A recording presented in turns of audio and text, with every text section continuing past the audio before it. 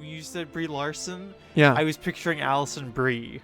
Oh. And I was like, no, that can't be right. That's really weird if it is. It's not Because I would right. have remembered that. Because I like Allison Brie. She went to our high school. She did? Yeah. Really? Yeah. No way. Yeah. So did Jaleel White. I don't know who that Urkel. is. Urkel. In the Daredevil TV show? No, Urkel. I don't know. What do you Family Matters. Did I do that? I've never. Urkel. I don't know what Family Matters is. Oh is my it a TV? God. It's a sitcom? Actually, Urkel.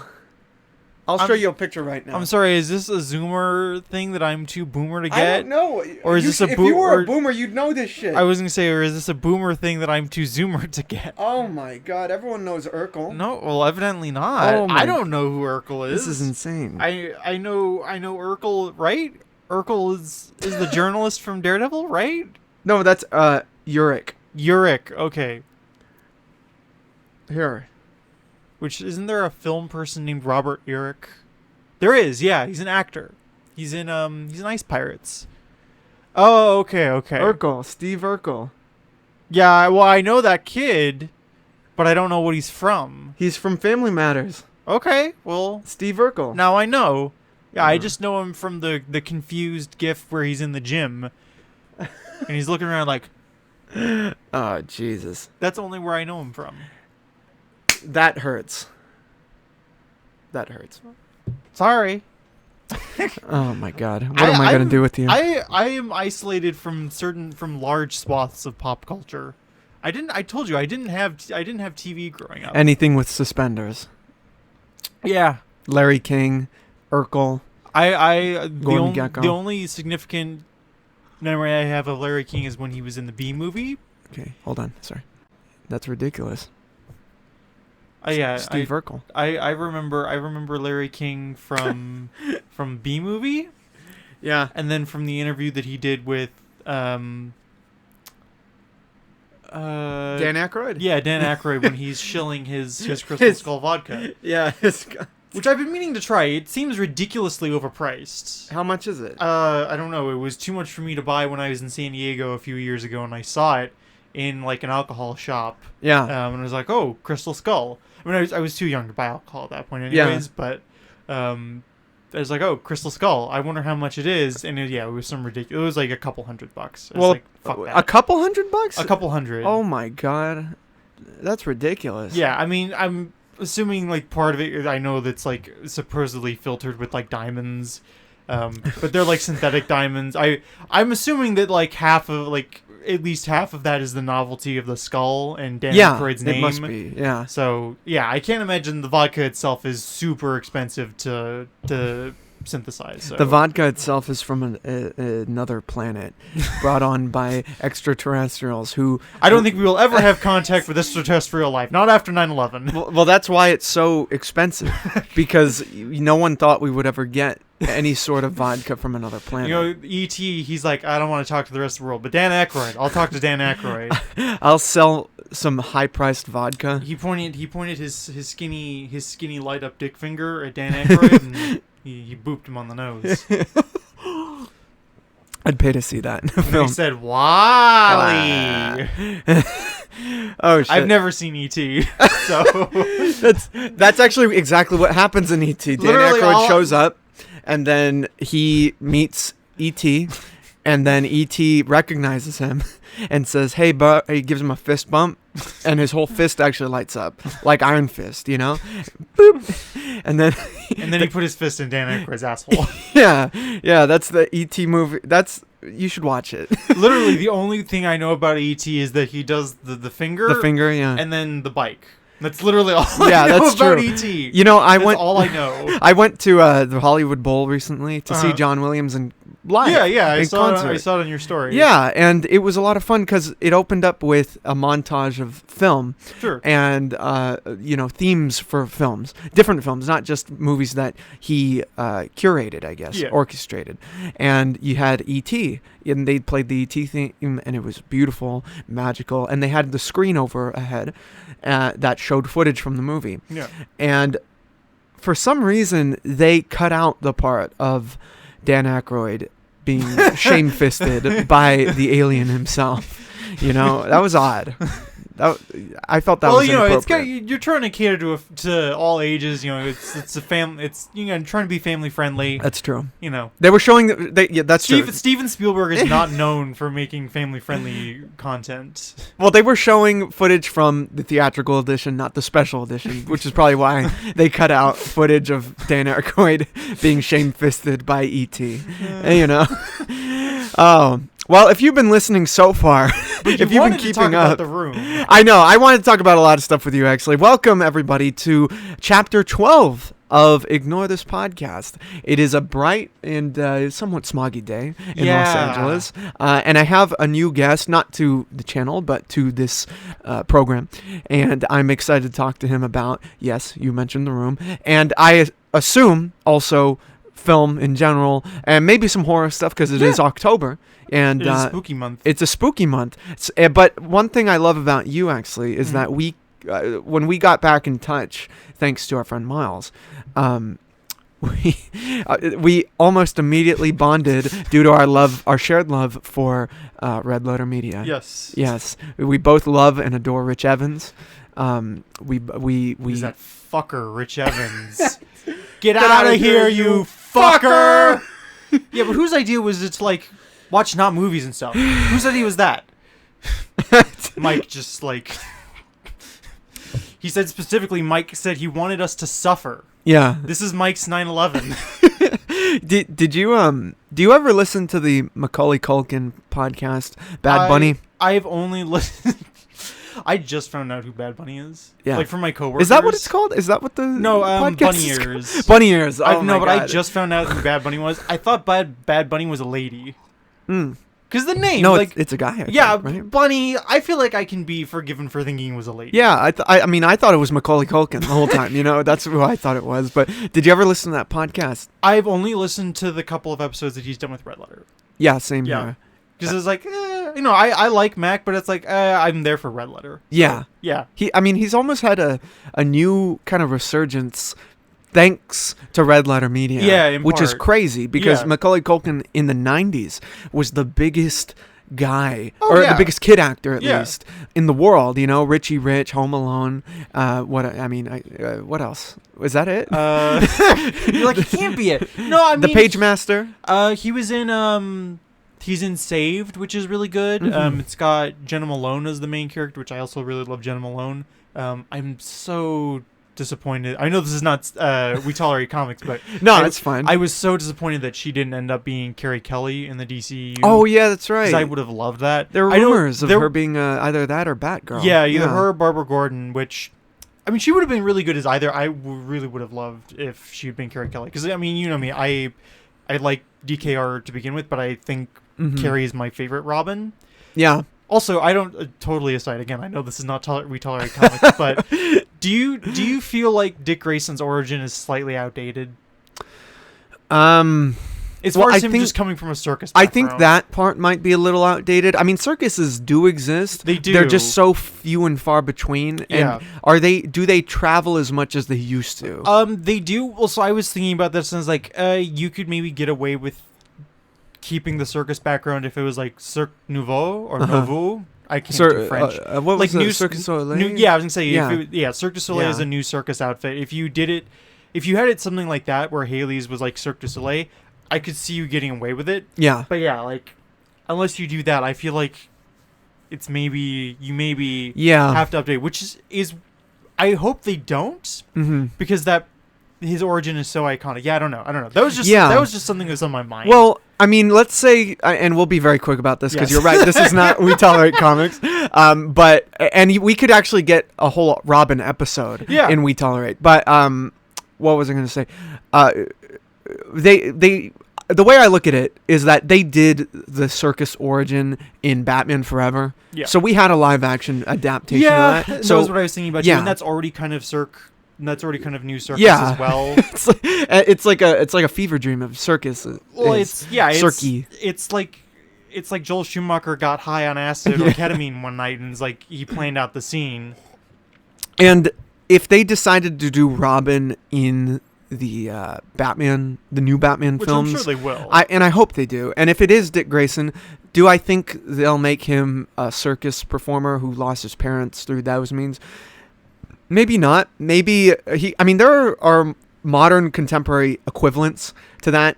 Yeah. Such as street performers or God, that would be really sad. They would just add like a whole nother like he's orphaned and then he becomes like a street performer and he's just living on the streets. Yeah, is that what you're thinking? Maybe that's really sad. Or like a gymnast, or I would say gymnast or a vlogger or something. I would say gymnast was the other thing I was thinking. Like you could get away with like he competes like professionally. Yeah. Like that, because you have to keep the whole like acrobatics thing. Yeah. Because it's a huge integral part of his character.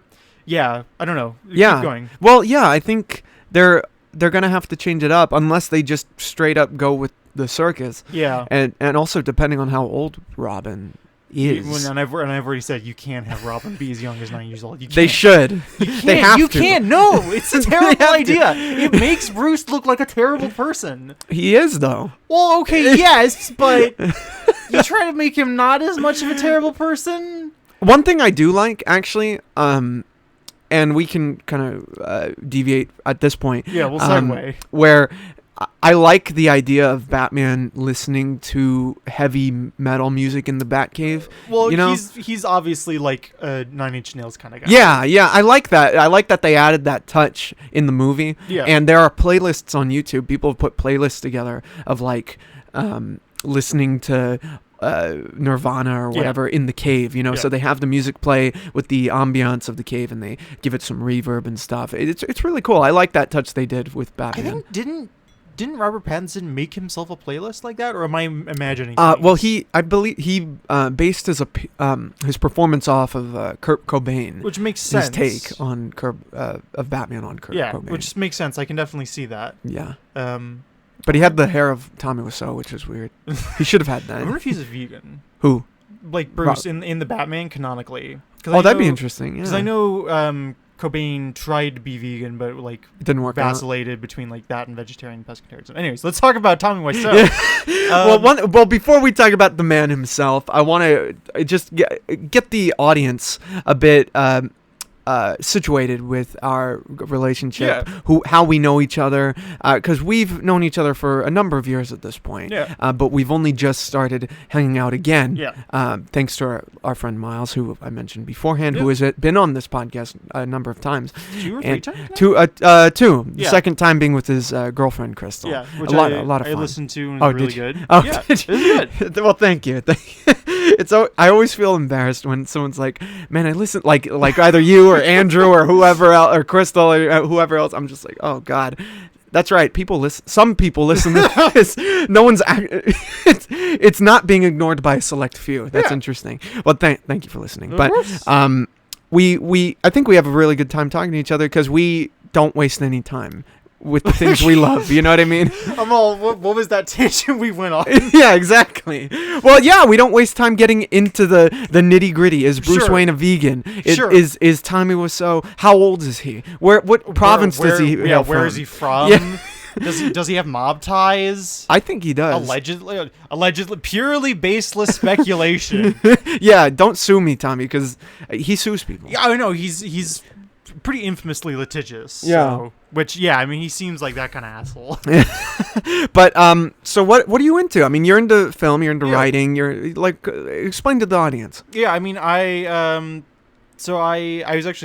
was revisiting Pirates of the Caribbean recently, just not like the movies, but like I was watching like behind the scenes stuff because like those were the movies that got me interested in film. I remember very specifically, like it was after because I've seen, with the exception of the first film, which came out like 2002, so it was before, early 2000s. Before it was appropriate for me to see.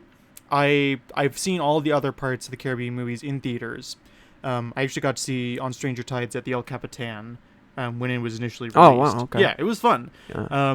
But I remember very specifically, Dead Man's Chest was the movie that got me interested in going into film professionally, because I remember coming home, because from a very young age, like I would sit and watch the credits for movies, And I remember coming home and asking my mom, because I always noticed, like, director, producer, those are the big names. Yeah. And I was like, what's the difference between a director and producer? What do they do? I asked my mom, and she told me, and I was like, oh, I think I want to be a director. Mm-hmm. And so, yeah, since then, I've tried my hand at writing and directing movies. I realized directing I was doing producing as well, but directing fucking sucks. Yeah. It's miserable trying to wrangle actors. And yeah, so I was like, fuck this. I'm just going to write. Mm-hmm. But yeah, so I'm into that. I'm into history a lot. And also just like economics and like political theory and philosophy and stuff like that. But yeah, so. Yeah. And then. Yeah, I don't know. That's kind of a basic overview, and then also like games and also just like genre fiction. Yeah. Especially like John Carpenter is possibly my favorite director. Mm-hmm. I mean, he's like very clear, like very strong genre director. It's like his movies are the kind of movies that I would want to make. Yeah, basically, if I had the time and the money. Well, around here, John Carpenter is a big name because in South Pasadena, Halloween. The original Halloween was shot here. I actually had a horror class in college. I took a class on John Carpenter's movies, and while we were watching Halloween in chat, because we were live streaming it, I was telling people about it was shot in my my hometown, and was just pointing out people like going, this is this place, this is place, this is the middle school, this is the high school, I know this lane, this is where it is. It was fun. It was nice. Yeah, I mean, right now it's big because of course it's October. Halloween itself is coming up, but the original house what is it? I was about to call him Jason. Michael Myers. His house is here. The one they shot and the one that's supposedly his is here. So they have a guy who dresses up like Michael Myers, stand there, take pictures with him. Everyone does the art, like Videotech, the La Monarca, the Jones Coffee. Everywhere gets ready. Yeah. And it gets packed on Halloween night. Well, as you say, the Elsners do their big like haunted house. I don't know if they used to do it at their house, but I remember at least one year they did it over at City Hall. Yeah. They used a lot and all that to make a haunted house. And that was pretty fun. I did that one year. And I was like, okay, I never want to do another haunted house ever again. I was scared. You went through it, or you worked at it? I went through it. Oh, okay. Yeah. Yeah. Would you want to work at one? I could see myself enjoying that. I mean, people who went to our school, I know a couple people who worked at that haunted house. So, yeah. But yeah, I went through that. I don't think I ever want to go to another one ever again. I'm telling you, man, people who work at haunted houses, sometimes they get too into that shit. Oh no, yeah, they some of them have screws loose. Yeah, so. yeah. They had one where I went to it, and it was kind of like a haunted house / obstacle course, and it was in that that parking lot near the school administrative building. Yeah. That big parking lot they got there. So they set up this obstacle course with the inflatable insides and everything. Yeah. And you have to crawl, you have to jump your way through things. And at one point, it was really ridiculous where you sit in a chair, right? Like a regular work chair that rolls. And they tape your arms to the arms of the chair, so you can't move, really. Oh no! Wait, was this in 2016 that you went there? I don't remember what year it was. It might have been a couple years before that. I really don't remember. Okay, because I think this may have been the same one that I did. Did they strap you into like a kind of wheelchair type thing, and then they rolled you across the field, and there was a bunch of like mental patients? Yes. Yeah, that's the same one that I went through. Yeah. So you know how you're pushed by the characters, quote unquote. And one of these guys, like, cause I was having a good time, I was laughing because this is ridiculous. And one of the guys came up to me wearing a skeleton mask. Yeah. And he came up to me, he's like, "You're enjoying this, aren't you?" and it was just like, what? And then he just spun me away. And I almost fell out of the chair. I almost had reason to sue. To sue the Elsners? Yeah, sue all of them. It was great. Oh, man. But yeah, so you're not interested in going to another haunted house? I can't imagine you would ever go to the one where they touch you and shit. No, you have to sign waivers. I can't do that. I literally, with the first, because I went through that particular haunted house twice. Yeah. And the first time I went in there, like, I literally, like, she wasn't my girlfriend at the time, but, like, I grabbed my girlfriend's hand, and I was, like, I was having, like, a serious panic attack, and was like, please, like, can people like come here and like comfort me? I was like scared shitless. I bet. And I was like hyperventilating. It was not a fun time. Yeah. It was not a fun time. You know, it's crazy because like that's a simulation, right? Like the idea of a haunted house is a simulation, and I'm reminded of Mike Stacklasa and his interest in ghost hunting. Oh, see, I was thinking about the haunted house ride that he pitched, where it's just. Oh yeah, that's was that? True. What? What was that? Yeah, that's brilliant. But did you ever watch the Ghost Adventure? I've never the seen ghost hunting shows. Adventures. I've caught a couple of them because my grandma's into that stuff. I enjoy them for what they are. I've never like sought them out. Actually, so that's not entirely true. So did you ever watch Monster Quest or Monster Hunt when you were younger? What channel was that on? It's History Channel. Oh, okay.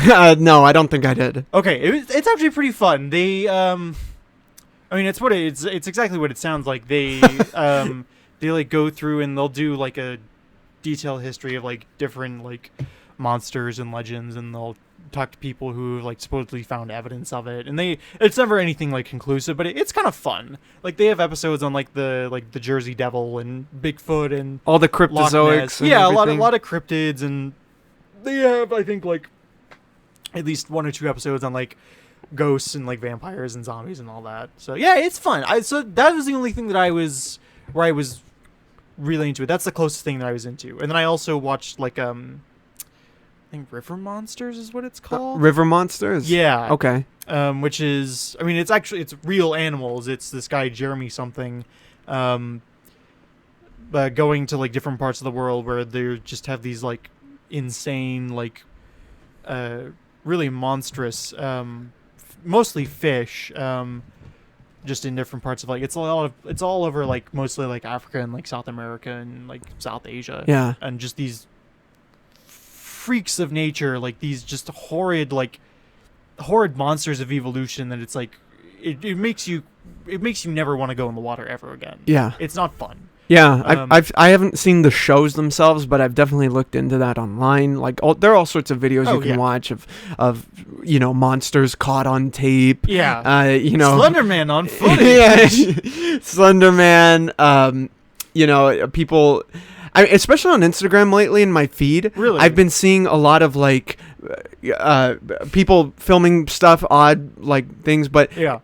It's like it's clearly fake. Yeah, and well, it's Halloween. It's Halloween, but it's actually really good for a fake. You know what I mean? Like a lot of the visual effects I've seen, they make like forms in the sky, like using the clouds to make faces and stuff. Or there's a really funny one where the caption is, "I caught something crazy on my telescope," and it looks like a star, right? Uh-huh. But they're just constantly zooming in and zooming in and zooming in to the point of like ridiculousn's where you see Saturn and the rings and then you see like then they keep zooming in, they zoom past the rings, they zoom right to the ground of Saturn and everything. Saturn doesn't have ground, it's a gas giant.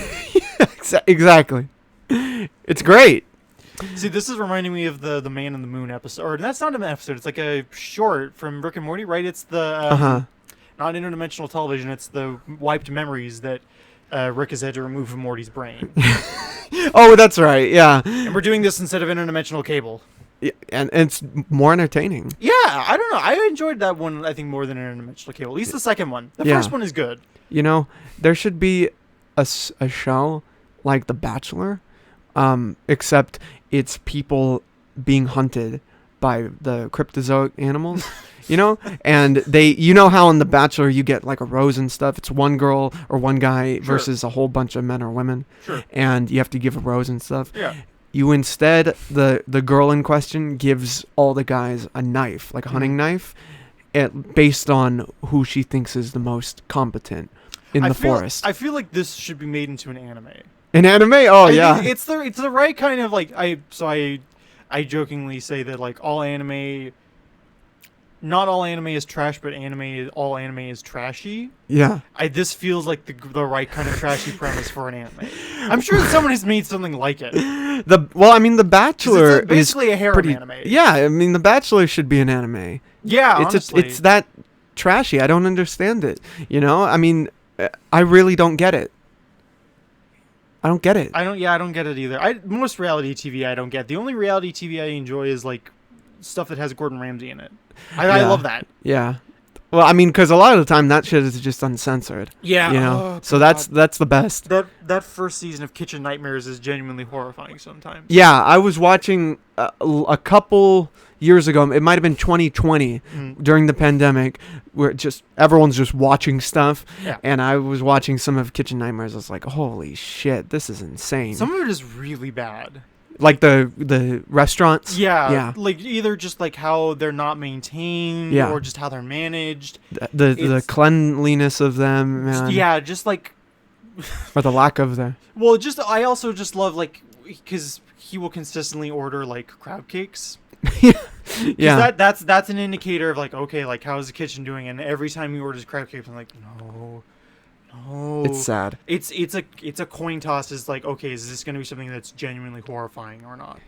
It's really bad. It is really bad, man. Thinking about where the restaurants we go to, just how improper they are managed sometimes. Yeah. I mean, that show, of all the reality shows, is a public service in many ways. Yeah, no. You know?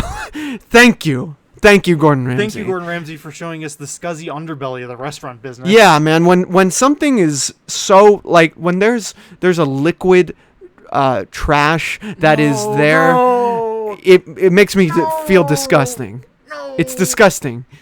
And then it's dried up and you have to scrape it off the plate and shit. It's disgusting. Or just like the roaches in the fridges. Oh, yeah. It's so bad. The rotten food they keep in the fridge. Or the worst thing for me is just the improperly stored chicken. Oh, yeah. That to me is horrifying. Yeah, no, that's disgusting. That's awful. Oh, God, have you ever considered going vegan? Does that type of shit, watching that, make you think going vegan, vegetarian? I like vegan cooking. I couldn't go vegan. Because I love meat and I love cheese way too much. Yeah. It's How about vegetarian? Same deal? Yeah, again, same deal. Yeah. Same deal. There's plenty of vegetarian meals that I love. But yeah, I love meat. I love meat so much. I love meat and cheese. Vegan cheese just is not. It was actually funny. So I was at Trader Joe's. This was like maybe a month ago, and I saw them selling basically what are essentially like craft singles, but marketing them as vegan. Oh, okay. It was funny. That was it. That was the vignette. I was just thinking about, and this might as well be called the RLM show, but I was just thinking, protein. I need protein. Shack. That would be some delicious meat. Man. I want you to say, I want some shack meat for my own purposes. I need that soundbite. Juicy shack meat. I want that shack meat. Thank you. I want that juicy shack meat. Are you a Halloween guy? Like you dress up and everything? Well, not anymore. I just don't have the energy to. I've thought about doing the Dale Gribble thing and going this year because I'm probably going to be invited to a Halloween party because I've been on a fucking jury trial for 6 months. Yeah, that's right. Yeah, but I've made friends with my jurors, and one of them he lives in there in like East Pasadena, and he's invited us to his 4th of July party. He said he's invited us to our Halloween party, so I may do a Dale Gribble and go as a high. What is it? Boo! I am a high-powered Washington lobbyist peddling influence. Who wants candy? I may go as that. I want candy. I may do that because I love Dale Gribble. Dale Gribble is my spirit animal. My my cigarettes. Is that trial still happening? That what? The trial? Yeah, the it's still trial? going. It's gonna pick up. It's gonna pick up this coming week. We're in deliberation now, so that's fine. But we'll see how long we go. When is this shit gonna end, man? I don't know. I hope soon. You can't talk about it. No, I can't. Yeah. I can maybe talk about it. I can talk about maybe on this podcast after I'm done. Okay. Yeah. I look forward to that because I've been guessing as to what it could be because it can't be a parking ticket. No, you know? it's a criminal suit. Oh, it's a criminal. I can say that much. I'm curious. I'm gonna speculate on my own end of what this is. Don't confirm or deny. Just I won't. Just don't even engage. But so you wanted to talk about The Room. I'm thinking it's not just a criminal. I think it is also I think it is Tommy Wiseau on trial, and I'm surprised that he was at that screening I was at. for The Room, man. I'm actually curious. When did you first hear about? I am asking the question. When did you first hear about The Room? Oof, man, years ago. I think I heard about it like a lot of other people from the Nostalgia Critic review. Okay, so that's funny. Yeah. That's how I heard. Oh, really? Okay. Yeah. Yeah, I heard about it there, and I was like, "What the hell is this film?" And that was maybe more than 10 years ago at this point. Yeah, I think he maybe uploaded the video in like 2012 or 13. Yeah, it was one of his first reviews because he's still got the yellow wall behind him. Yeah, it might have been 2010 maybe, something crazy. I mean, it's possible. The quality on his camera is not great as well. So. No, you can't really tell, honestly. It could be shot now at so low grain and someone's just sticking with an old camera, who knows. But I heard about the film then, and I thought it was fascinating, so I looked it up, and I knew about it. I knew about it for a while before it started gaining the attention that it started gaining, I feel like it only really picked up and became more of a wider pop culture phenomenon in like 2015, maybe 2016. Because 2017 is when The Disaster Artist came out. Yeah, that's when it came out. And I think the book was maybe a few years before that. So. Yeah, and I read the book. I read the Disaster Artist book. I have a copy of it. I still haven't finished it, and I actually haven't finished the movie. The movie is really uncomfortable in some parts. The Disaster Artist film? Yeah. Why do you say that? I don't know. Just Tommy in the movie, I wouldn't want to be around him. There's something about the way that why am I forgetting his name? James Franco. Yeah, James Franco. Yeah. Something about the way that he plays him, it's just really unsettling. Yes, but I mean that is a very sugar-coated tale of what happened. That's part of what movie. That's part of what makes it more uncomfortable for me. Is in knowing that this is already a whitewashed version of what happened. Yeah. And just thinking about what else happened in real life. Yeah. Because Tommy Wiseau has to be 1,000 times weirder and creepier than this in real life. Yeah, and I like that the book gets more into that and expresses how much more of a cynical situation it is. Yeah. Making of The Room was than in the film, where it's Red Letter gets in the review, but you see in the book how it's about them just getting famous, getting money, getting jobs. Yeah. Whereas in the book, or in the movie, pardon me, it's about achieving the dream, right? Yeah. And that's probably an element, of course. Oh, sure, yeah. But it's not the overarching narrative. And there's allegations of Tommy Wiseau needing to wash some money. Yeah. Yeah. I mean, he's washing his money. Yeah. Like David Carradine did with in Pablo Escobar with their cut up section of hula hoop of garden hose. Yeah, man. I mean, I feel like a documentary would be more interesting than a biopic regarding The Room's making. I mean, you could never get Tommy Wiseau to open up, but no. I mean, he's opened up more in later years. Yes. He even opened up at the screening I was at for the film. That's surprising. He normally doesn't actually answer questions. Because I don't know how many screenings have you been to. I've only been to... With him there or without? Or just in there. general? Oh, with him there? Yeah. 2. Okay, yeah. So I went to 2 too. One at LA Comic-Con, and then another, I guess this would have been 2019 when I was at university. Yeah, and he's normally very evasive. Yes. Well, seeing the movie in the theaters is always a delight. Oh, yeah. We had a little screening earlier this year in the summer of The Room, and also a re-edit I did it called The Room Noir. Yes. A black and white version, a silent film of The Room, which is ridiculous. Yeah, it was really good. Well, thank you. I appreciate that. I wanted to bring that up this last time I saw him, but I was afraid I would get sued. He's like, "Why you do to my movie? You messed the movie up. You hobbits, you ruined it." But seeing the movie in the theater, perfect. My movie was perfect. It was fantastic. Everybody betrayed me. I fed up with this world. But seeing the movie in the theaters is a delightful experience. Everyone yells, makes jokes, throws spoons at the screen, and there's just a lot of laughs and a lot of fun. It's a very enjoyable movie-going experience. Yeah, it's the kind of movie that is probably best experienced as a group. Yes. Like it holds up if you're just like on the couch watching it yourself. But yeah. It kind of deserves to be. If not, it doesn't necessarily need to be like in a theater, but like you have some friends over. Yes. You'll have a great time. Yeah. We had a great time when we were watching it. For that private screening. Oh yeah. And it's a movie for the friends and for the family, for everybody. Anyone can for watch the whole it. family. For the whole family. Well, maybe not for the whole family at once, together. Just make sure you get some drinks in you. Yeah, I was gonna say maybe not for the whole family because there are those awkward sex scenes. Excuse me. Awesome sex scenes. I mean, awesome, yes, but what kind of awesome? Awesome.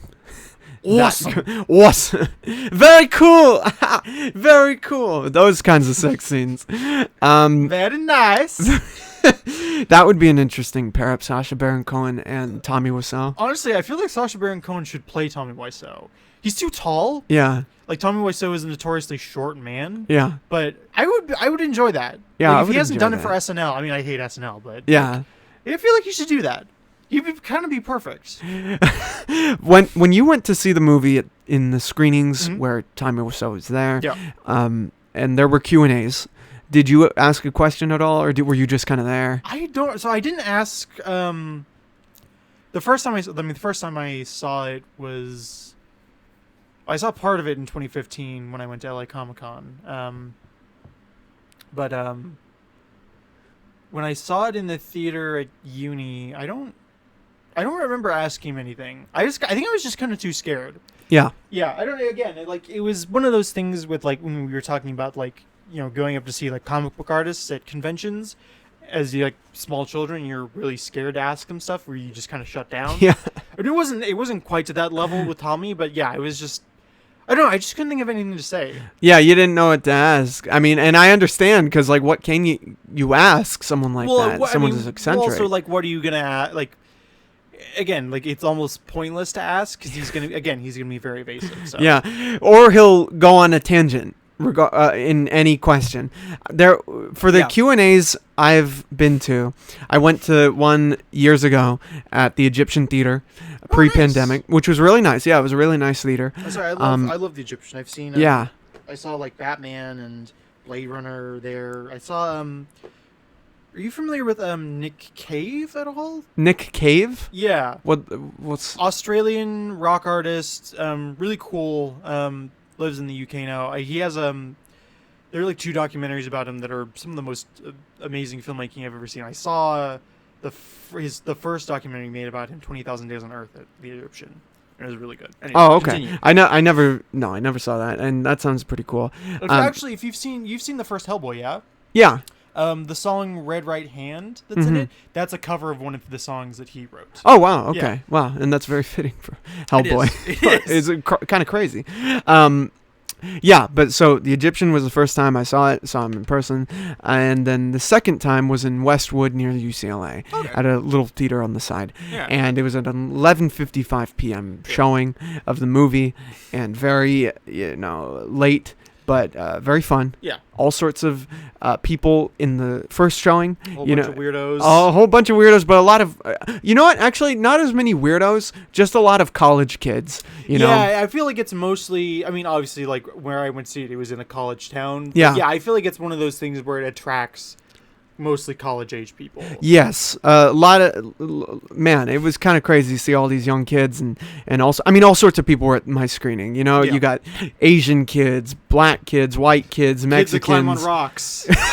Kids who jump, fly, leap tall buildings in a single bound. You get everybody. Dogs, cats living together. Mass hysteria. It's true. This man has no dick. Well, that's what I heard. Yeah, I mean, everyone was there. All sorts of people. And the Q&A was really cool because it started out with him going out, taking pictures with people. Yeah. I took a picture with him, and I got some stuff signed by him, a poster where he signed, "Hey, nice. To Julius." I got underwear signed by him. Yeah, he always steals his underwear. Yeah, he sells his merch, including his clothing. Yeah. A jacket. Oh. Underwear. Belts. Yeah, I feel like every time he appears in public, he has more belts. Yes. He's like Jack Sparrow at this point. Yeah. Wait, here, hold on a second. Let me show you the jacket I got from Tommy Wiseau. Yeah. It's a Tommy Wiseau brand jacket. Oh my god. Wait. So ridiculous. It looks like a life preserver. Wait, this jacket looks... This is like the Rich Evans jacket. Yeah. Look at it. For those who don't see it over the podcast, it is what is a bronze kind of it's like a rose gold. A rose gold. It's like an iPhone. Luminescent, I guess. Is that the right word? Reflective. Reflective metallic. It has Tommy Wiseau's brand, which is a American Eagle. It looks like Freedom jeans. With two It looks like something from the NRA. Well, NRA. What I was gonna say is it looks like a gang patch, kind of. Yeah. Established 1992. There's the hazmat I was gonna logo. Say, hazmat. On the side, on the arm, it says Tommy Wiseau. Love is blind. Love is blind. Love is blindy. Oh no, that's an exclamation point. Yeah. Okay. Yeah. So this is that. We have underwear. I'm gonna frame the underwear. Okay. I'm gonna frame the underwear with the movie poster. Yeah. And that's gonna be great. I also picked up. It'll be great. I picked up a film, or not a film, a DVD of his show, The Neighbors. Yeah, I saw that on your story. What is this? So he looks like an anime character on the front cover. Yeah. So. For those at home listening, look up The Neighbors by Tommy Wiseau. It is the complete season 1, and it was something I remember him promoting this actually on Hulu. Okay, it was a Hulu limited series. It might be on Hulu. Yeah, it's one season on Hulu presented by Tommy Wiseau called The Neighbors. I don't know what this is about. I assume it's just nonsense, but this cover, it says it all. It's a cover of Tommy Wiseau and all sorts of other models and porn stars. There's a chicken. It's like badly photoshopped too. It's what a day! Exclamation point. Wait, sorry. What a day! What a day! There's almost like an Indian stereotype with that. Yeah. Careful. What is that? Well, let me read you the reviews on the back, okay? From the Huffington Post. Instantly classic. Oh, wait, no, that's from Fusion. I'm sorry. Instantly classic. Fusion. A must-see. Gothamist. 9 out of 10. The Huffington Post.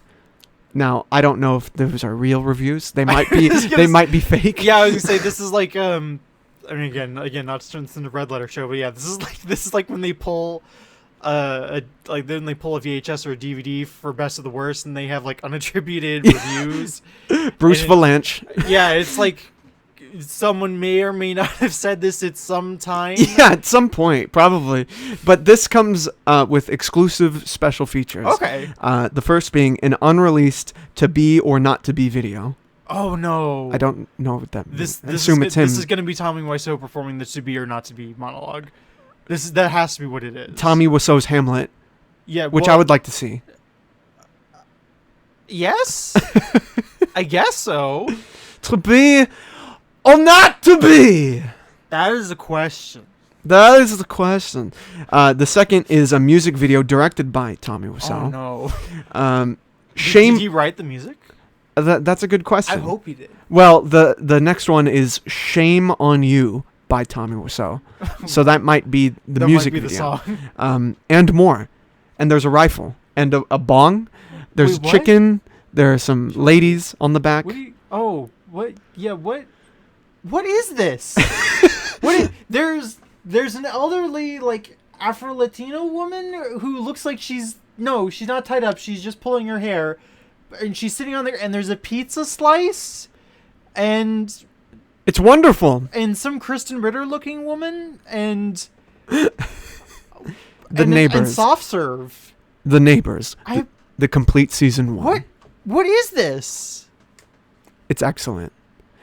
When I have a screening, I'll have you over. Yeah. To watch it. It comes with a headshot of Tommy Wiseau. Of course. Headshot. I don't need to see that man's chest. What? Yeah. It's great. But yeah, so I bought this merch at the screening.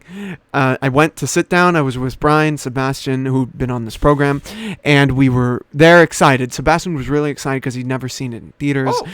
Brian was excited because he had us there near his school and everything. We saw his dorm. It was a whole experience for him. And I was excited just because I love watching The Room. I can watch it anywhere, anywhen, right? So he finally comes in and he walks just nonchalantly into the theater with the microphone. Hey everybody, how we doing? Hello everyone. Hello. And everyone cheers. Everyone's going insane because Tommy Wiseau shows up, and he cut his hair, by the way. Oh no. It looks a little odd, but he looks pretty much the same aside from that. Okay. It was just him, no Greg Sestero or anything. Yeah, I didn't say I know that Greg Sestero has been at a couple of these more recently. I always see there's I think he's mixed. He looks maybe like Asian or like maybe like mixed Filipino. Who? Black hair, mustache. Who? One of his it's part of Tommy Wiseau's, I'm assuming, his entourage. Like he helps him shill his underwear. I always see him. I didn't notice anyone like that. I'm just thinking of Ned Leeds at this point. You know, that's literally who I'm thinking of. Not as dark as Ned. No, it was weird because it was weird because I didn't expect to see him. I saw him like 2015 to 2019, 4 years apart at LA Comic-Con, and then again at Santa Cruz. Yeah. And I didn't expect to see him because I have a photo of this guy on my phone because I surreptitiously snapped a photo of Tommy Wiseau at LA Comic-Con in 2015 while he was shilling his underwear and he had a football in his hand. Yeah. And I saw this again, the same guy 4 years later at Santa Cruz while I was in the movie. It was just weird, and I was wondering if it was the same, if he also was at your screening. I didn't notice anyone like that. All I know, what's funny is that I've seen Greg Sestero a number of times actually. Really? In South Pasadena. I saw him at Jones once. Weird. I saw him walk around near Videotank. They filmed, you know that movie they did, Best Friends? Yeah, which I saw I saw the Nostalgia Critic review of it. It looks good? Question mark? It's not. I mean, okay. When I went to the Egyptian Theater for The Room, it was a double screening of The Room and Best Friends. Okay, and it was fitting. Before Best Friends even came out, so it was an exclusive screening. Okay. It was really cool, and Greg Sestero was there, Tommy Wiseau was there, and everything. And we watched it. And the crazy thing is, actually, they filmed parts of that not only in South Pasadena, but at my place of work. Really? Yeah. Okay. Yeah. I noticed because they had the logo on the window and everything. I think I'm remembering this because I think there's maybe shots of that in critics' review of Yes. movie. Yes. So they really filmed weird. it there, and then we had a screening of The Room That's really at my weird. place of work. It's come full circle, man. Also, didn't Greg Sestero grow up in like Pasadena area? Yeah, right? yeah. I mean, they filmed over near the Suicide Bridge and everything. Yeah. They filmed all over here. You know, it's just where he knew. You know, yeah. I guess so. So, and he wrote that film. Well, I mean, like every movie is filmed in South Pass and Pasadena. So yeah, I mean, Pee-wee's Big Adventure was filmed in South Pass. So. Yeah, like we mentioned, Halloween, some episodes of Agents of S.H.I.E.L.D. I was gonna say the first time I moved, like the very first month that I moved to South Pass, on my way to school, I would walk past like trailers for Agents of S.H.I.E.L.D. Yeah. I still don't know how Phil Coulson survived, and I still don't know why he hasn't shown up. Yeah. Watch the show. Anyway, I'm sorry. Little plug for Agents of S.H.I.E.L.D. It's better than any of the Disney Plus shows. I don't care what anyone says. Fuck you. Actually, this may be a good time. So I've started to catch up on the MCU stuff. So I watched Winter Soldier. I watched Civil War. I watched The Dark World. This is all the stuff that I haven't seen. I watched those three. I watched I'm trying to think what else I watched movie wise. Let's pin that for after because that's an interesting conversation. Yeah. But so with this screening, I want to bring up something that you'll be interested in that happened at the screening. Okay. So on the mic, he's having fun with everybody. He's yelling at everybody, screaming at them, and he says, "All right, everybody, I have a big surprise for you." and then he pulls down his pant. No, I'm joking. But what he does I wouldn't be surprised if he did that. It'd take a while. He has a lot of belts. Yeah. It took about 30 minutes for him to do that. But anyway, he's on the ground struggling. Get off! Snakes! The lights go down. Okay. Everyone's like, yeah! And a trailer plays. Oh. For Tommy Wiseau's next film. Okay. And it's a film shot in New Orleans. Oh. And set in New Orleans. And it is called Big Shark. Okay, no, I've heard about it. He did the same thing when I saw him in 2019. Yeah, it looks ridiculous, and I think I do want to see it. I want to see it for sure. It's Tommy Wiseau's version of Sharknado, and it looks ridiculous. I was gonna say that's more accurate because I was gonna say it's his version of Jaws, but it's really not. It's really not. No, it is his Sharknado. And it's I was gonna say it's not the reunion of him and Greg Sestero because they already did Best Friends. Best Friends. But yeah, it's got Greg Sestero in it too. Well, does it? Yeah, well, I think so. Okay, well that's interesting because let me tell you what happened right after. Okay. He had a Q&A. Okay. And everyone gets in line. And I was dressed as Johnny from The Room. I was dressed as the character because I got the hair, I got the clothes, and why not, right? Whenever I see that movie, I'm dressing as Johnny. Yeah. So I go up in line to ask a question.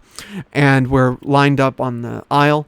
And I'm excited. People are fucking around with him. Yeah. People are saying, hey, Tommy, do girls like to cheat as guys do? And he says, about 50-50. Did you wash that mob money?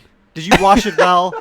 You should have. If you were there, if you had been able to come that night. He would have I'm certain he probably would have gotten actually angry at me if I had asked him something like that. Well, it's funny. He probably would have because he was getting a little pissed at some of the questions. Like someone asked, "Hey, so Johnny was gonna pay for Denny's college tuition. Will you pay for my college tuition?"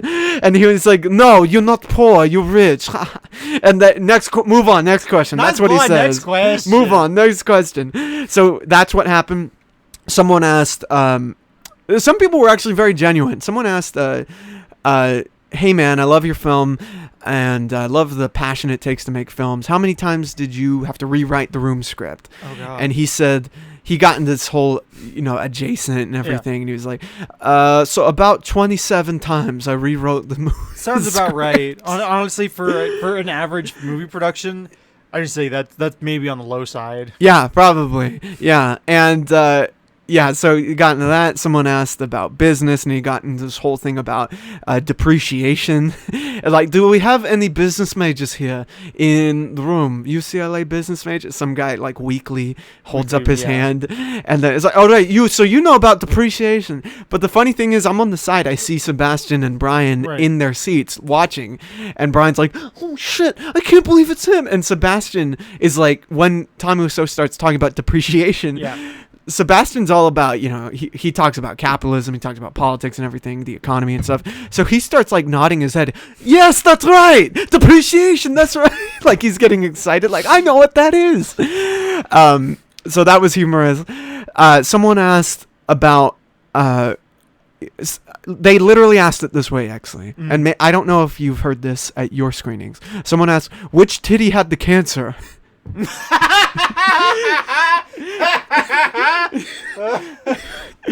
Both. Next question. No, he literally, instead of that, he said, who cares? Move on. Next question. Oh, yeah, he does that with a lot of Really, stuff. Who cares? Who fucking cares?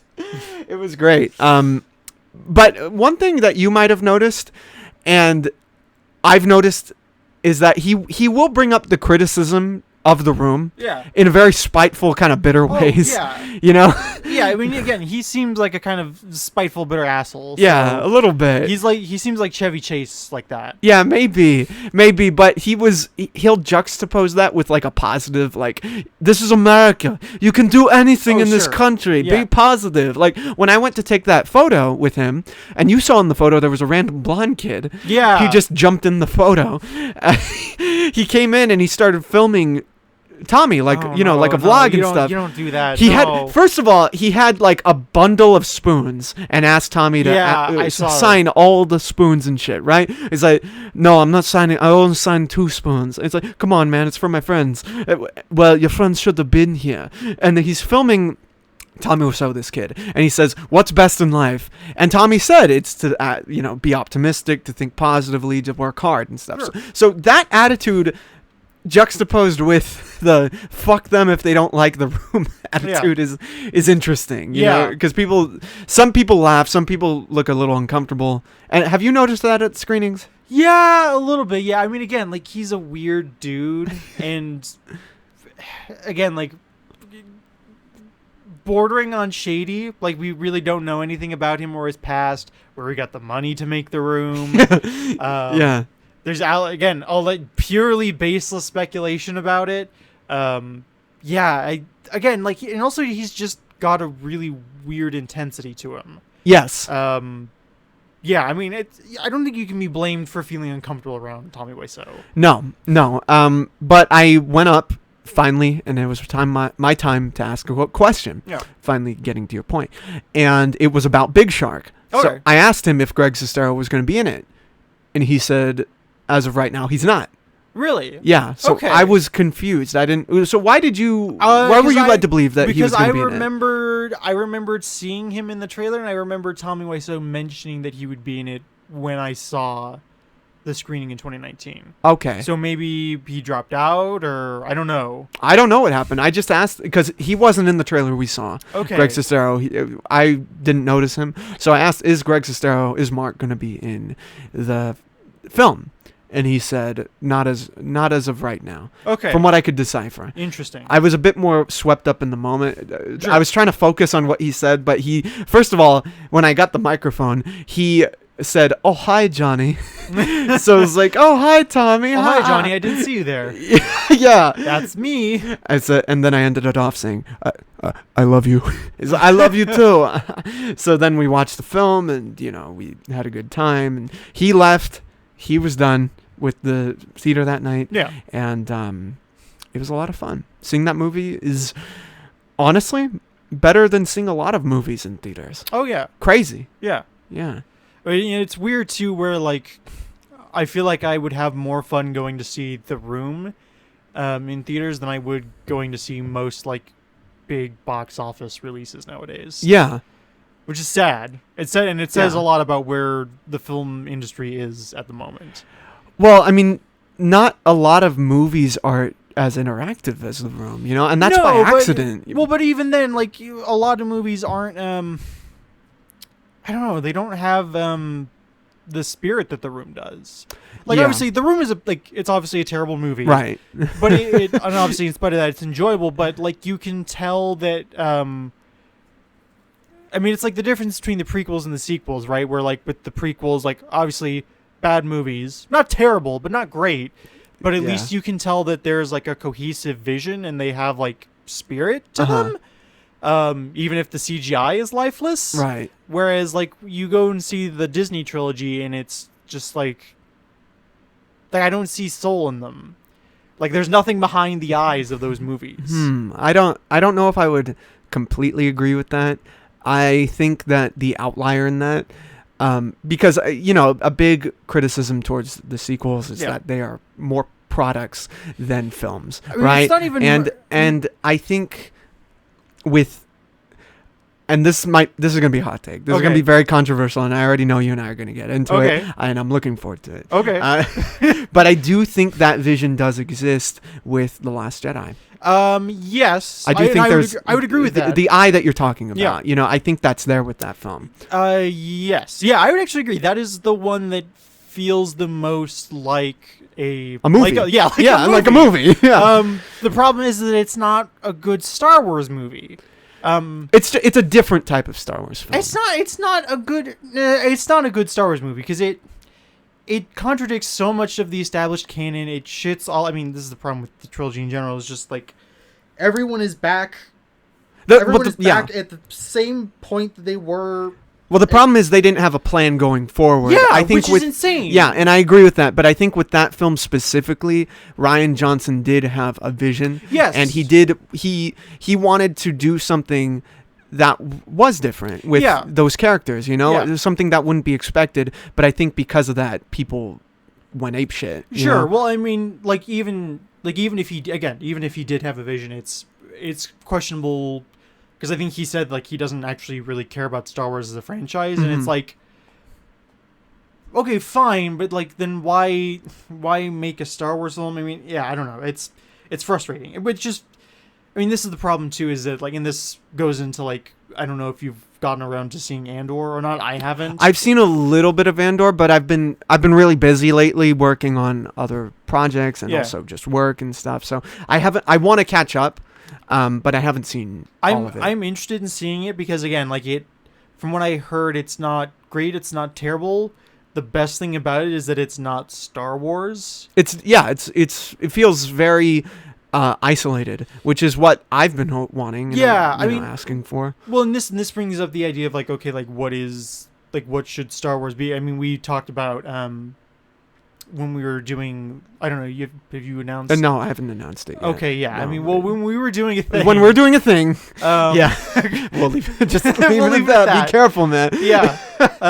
When we were doing a thing, I was talking about how like, it's like it's like the red letter thing. What can you do with Star Wars? Right. It's like with Star Wars, it feels like you either have Jedis and lightsabers, or you have bounty hunters, and it feels like there's not a whole lot else in between like that. Maybe sometimes you get some stuff where it's like, we're gonna follow some stormtroopers or, like clone troopers, but like 90% of the time it's Jedis or bounty hunters. Right. Which is, I don't know, it's frustrating, but like I understand the appeal of it, and it's, I don't know, like I wonder, like Star Wars has such potential for storytelling within that broader universe that's not focused around like the sort of broader, like either like Galactic Civil War or the Clone Wars or anything like that. But I wonder if that, like at the point where you don't focus on the war part of Star Wars, does it stop being Star Wars? I think it just becomes something. I think it just expands. I mean, because there was a whole like universe of canon before Disney's acquisition, the EU, as it were, where they got into different stories on different worlds, and they had other wars, but they just weren't directly connected to the Empire and the Rebellion and everything. So I feel like, it's very much like what Marvel does, where they expand, but they're still Marvel, right? And I feel like Star Wars lately has the reason it's been hard for them to expand is because they've been limiting themselves in terms of that universe. Well, and also like, I don't know. Again, like we've talked about this. Like there's lots of stuff in the EU that I don't like. Right. But just a whole cloth sort of decanonizing the EU, and then a lot of what Disney did with the canon going forward is very problematic. And then, when they, to the point where like a lot of the times they will just end up resurrecting elements of the EU, like they did with Thrawn, probably the most notable example of that, where they put him in Rebels as the main antagonist. I don't know. We talked about this. I kind of have to like let go of Star Wars and like, all right, I'm a 40K guy now. I wish, even though I defend The Last Jedi to a certain extent, I wish that they had handled it very differently. And I was one of the people who did like Force Awakens when it came out. I thought that was a good reintroduction. I enjoyed it. It's nothing more than it had to be. Right, and they should have known where they were headed. Instead of playing catch up with themselves, especially with the trilogy. It's unfortunate. Yeah, I mean that's the thing is like I wouldn't mind because I like Rian Johnson as director. Right. Like I really enjoy like Brick and Looper are both really good. And I wouldn't have I'm sure I wouldn't have minded. Like basically if they had a vision for where they were going from the beginning, and they like had basically like a set of rails for Rian Johnson to put his movie on, I'm sure I would have liked The Last Jedi more than what we ended up getting. So it's easy to criticize Marvel's business strategy of like announcing all this shit. It's easy to do that. But when you don't do that, you get the sequel trilogy. Yeah. You know? Well, I think they had this, like, because obviously, like, the originals were not planned out. They had no idea what they were doing. And you kind of see that happen. You kind of see the results of that in Return of the Jedi at some point. Yeah, well, I mean, and this is what, again, not to make this the RLM show, but, Rich has said that, like, Star Wars has been creatively bankrupt at least since 83. Well, you say at least since the release of Return of the Jedi, possibly since the release of Empire Strikes Back. Mm-hmm. I mean, I'm fine with the idea that they built another Death Star. Like, logically, that makes sense that the Empire would want to do that. I'm fine with that. I don't necessarily think that that's a bad idea. No. I do. So, have you read any of the original, like, early drafts of the script for Return of the Jedi? Yeah. Back when it was called Revenge of the Jedi? Yes. No, I've not. I read one of them. Mm-hmm. I think I like it more than the final product, because they originally the Empire is constructing multiple Death Stars in orbit around Endor, and Endor was supposed to be it was supposed to orbit the Imperial capital, had Abaddon, which is not subtle. Abaddon is the Semitic name for hell. Right. And it just looks like a hell. It's basically Mustafar. Yeah, right. I think I would have liked that more, and it was supposed to be that, like, the Emperor was on Abaddon instead of on the Death Star. I think I would have liked that more than what we ultimately got. But it's interesting. Also, like, the Emperor is more explicitly like the devil in the movie, in the original draft of the script, which I also think I would have enjoyed. Like, obviously, like, he's great in episode 6, but I would have enjoyed it if he was more explicitly satanic or Luciferian. Yeah. It would have been fun. Like, what, did he have, like, horns or something? Did it look like Darth Maul? No, just like his throne room was in, like, a volcanic cavern, and there was lava everywhere. So kind of like what they're doing with Vader, and his with his throne palace, room. with his castle, yeah. It was that was basically like, again, like the capital was supposed to be basically like Mustafar, as opposed to Coruscant. So yeah, I kind of would have liked that a little bit more. I don't know. Yeah. I mean, listen, I'm not one of these people who go apeshit over the Ewoks. I enjoy the Ewoks. They're fun. They're evil teddy bears that hunt people. It's awesome. They're a little too kid-friendly for me. I would have liked it much more if they were Wookiees.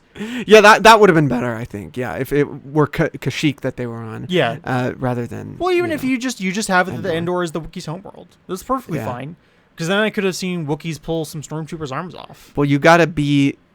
you have to be canonically correct with the Star Wars Holiday Special. Yes. Where they had the... Yeah, because they already were on Kashyyyk at that point, yeah. Oh, no, because it was... Was it Kashyyyk or was it Kashu? It was Kashyyyk, I believe, yeah. Itchy and Lumpy and... They could have had cameos. Yeah. It would have been great. Lumpy could have been... Lumpy being the child of Chewbacca. No, it was Itchy. Or... Who's... Fuck, I don't know. Lumpy is maybe the grandma or the grandpa who has the holographic porn? Oh, yeah, that's true. Well, here's the thing. The kid of Chewbacca could have been... If they had done all Wookiees and they had that family show up, would have been cool. And the kid could have been like the Ewok. Yeah, that would have been fine. And that would have been fine. Yeah. You know? But again, I'm not saying I hate the Ewoks. I don't hate the Ewoks. They're fine. But Wookiees would have been probably cooler. Yeah. The question though is then why does the Empire tolerate them? Especially if it's like that is going to tolerate Ewoks? Yeah, because my idea, because I think I've talked to you before, like, I like the idea of Star Wars more than Star Wars itself, to the point where, like, I'm starting to try and build, like, my own, like, space opera setting. Yeah. And I have this idea where, like, Earth is the capital of, like, the Terran... I'll probably call it, like, the Terran Federation or something, because I'm super original, guys. I'm just gonna steal the name that Robert Heinlein used for his state, his intergalactic state. Just call it Earth Place. Earth Place.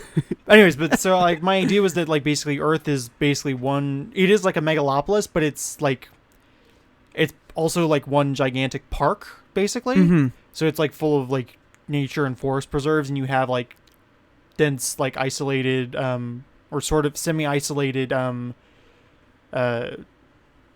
developed settlements. Basically, like, imagine if, like, all of Earth was New York City, but, like, more than half of New York City was Central Park.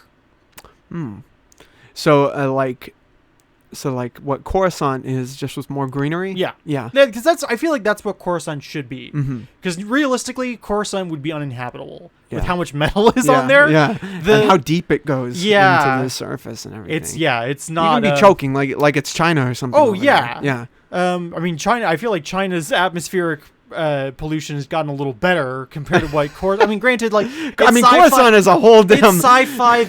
I'm sure they have like atmosphere scrubbers, but like even droids. Like, just like the temperature would be ridiculously hot because of how much metal is on there. Yeah. Well, they figured it out, because of science. Yes. Yeah, science figured it out. Yeah. Yeah. Science did it. Walter, we gotta go to Coruscant, Walter. Oh man, Bryan Cranston in a Star Wars. I'm sure they'll get him. Star Wars is gonna be in like 10 years. Star Wars is gonna be like Star Trek, where everyone will have been on Star Wars. They gotta do a death Bill Burr's stick. been on Star Wars. Oh, that's true. Yeah, that's true. But they gotta get a death stick manufacturer show and get Bryan Cranston. We have a show about that guy. Yeah, about that guy who did. That's the Jesse of the Star Wars universe. Yeah, you just get Aaron Paul to play him. He kind of looks like Aaron Paul. He kind of does. Yeah. You want death sticks, bitch? Hey, yo, bitch! You want some death sticks? I would watch that. I would watch that only on Disney Plus. Yo, bitch. Space Jesse. We have to cook Space Jesse. We have to cook space death sticks. I'm Spacenberg. Yeah, I guess it'd be cooking spice. Because spice is obviously something they pull from Dune. They never explain what spice is or how it works. No, we're here to make some. We're just gonna blatantly rip off Frank Herbert again. Yeah, but that's okay. I mean, Frank Herbert bragging about Dune in interviews. I've seen interviews of Frank Herbert where he was talking about Dune, and he's like, I have friends in the Middle East who are like, you've never been here, how did you get it so right in Dune? Like, okay, Frank, I'm sure. It's like when George Lucas says he had it all planned out, and then you see he didn't have anything fucking planned out. And then you see Luke and Leia.